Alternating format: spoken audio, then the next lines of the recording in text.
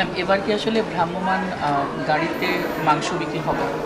হ্যাঁ, মাংস এবং অন্যান্য পণ্য বিক্রি হবে। গরুর মাংস বিক্রি হবে আরকি।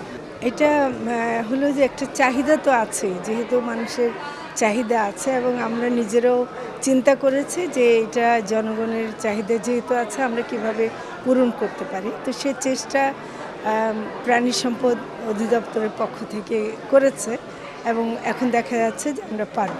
সাধারণত বাজারে যেটা তো হবে সেটা মানে কমার্স মিনিস্ট্রি থেকে তো মনিটর করা হবে, সেটা করা হবে। কিন্তু আমাদের মন্ত্রণালয়ের পক্ষ থেকে আমরা যেগুলো মানে সীমিত আকারে হলো সারা দেশেই সীমিত আকারে হলো দিতে দেবো আর কি। এ ব্যাপারে আমরা বিস্তারিত বলবো, আমাদের একটা বক্তব্য যাবে।